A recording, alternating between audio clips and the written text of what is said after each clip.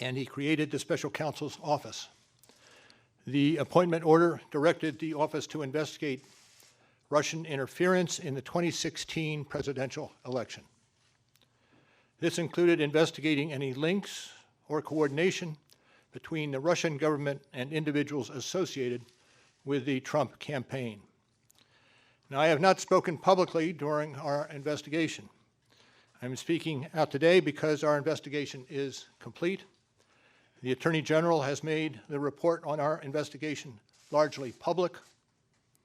We are formally closing the special counsel's office, and as well, I'm resigning from the Department of Justice to return to private life. I'll make a few remarks about the results of our work. But beyond these few remarks, it is important that the office's written work speak for itself. Let me begin where the appointment order begins, and that is interference in the 2016 presidential election. As alleged by the grand jury in an indictment, Russian intelligence officers who were part of the Russian military launched a concerted attack on our political system.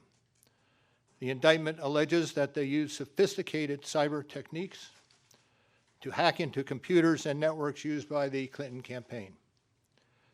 They stole private information and then released that information through fake online identities and through the organization WikiLeaks. The releases were designed and timed to interfere with our election and to damage a presidential candidate. And at the same time, as the grand jury alleged in a separate indictment, a private Russian entity engaged in a social media operation where Russian citizens posed as Americans in order to influence an election. These indictments contain allegations, and we are not commenting on the guilt or the innocence of any specific defendant.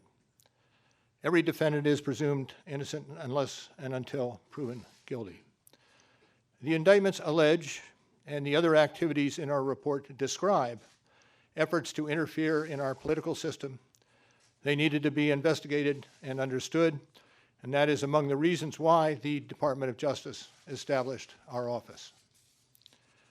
That is also a reason we investigated efforts to obstruct the investigation. The matters we investigated were of paramount importance. It was critical for us to obtain full and accurate information from every person we questioned. When a subject of an investigation obstructs that investigation or lies to investigators, it strikes at the core of the government's effort to find the truth and hold wrongdoers accountable. Let me say a word about the report. The report has two parts, addressing the two main issues we were asked to investigate. The first volume of the report details numerous efforts emanating from Russia to influence the election.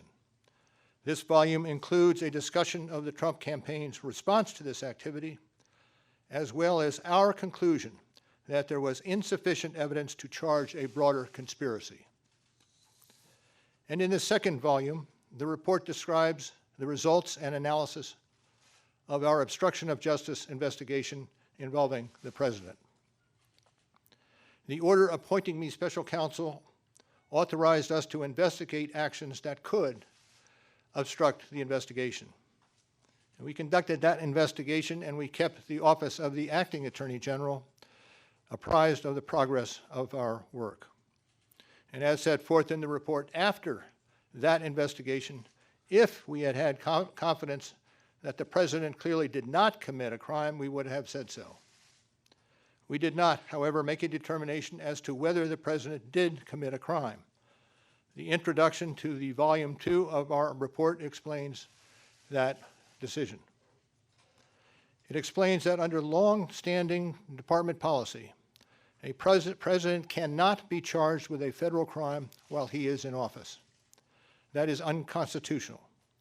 Even if the charge is kept under seal and hidden from public view, that too is prohibited. The special counsel's office is part of the Department of Justice, and by regulation, it was bound by that department policy. Charging the president with a crime was therefore not an option we could consider. The department's written opinion explaining the policy makes several important points that further informed our handling of the obstruction investigation. Those points are summarized in our report, and I will describe two of them for you.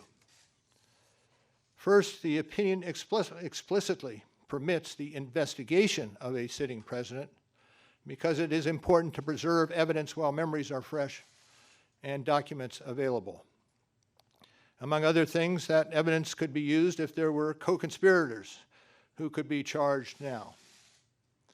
And second, the opinion says that the Constitution requires a process other than the criminal justice system to formally accuse a sitting president of wrongdoing.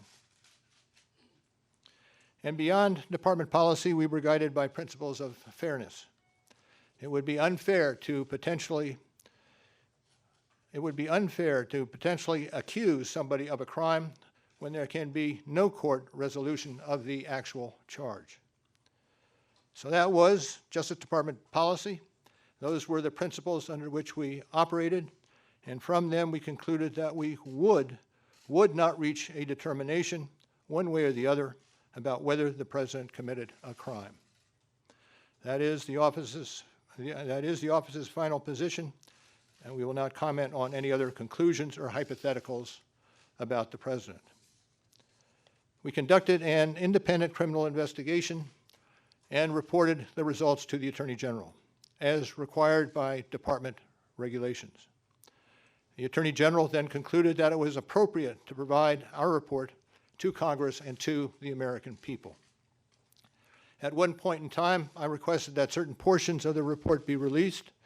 The Attorney General preferred to make the entire report public all at once, and we appreciate that the Attorney General made the report largely public, and I certainly do not question the Attorney General's good faith in that decision. Now, I hope and expect this to be the only time that I will speak to you in this manner.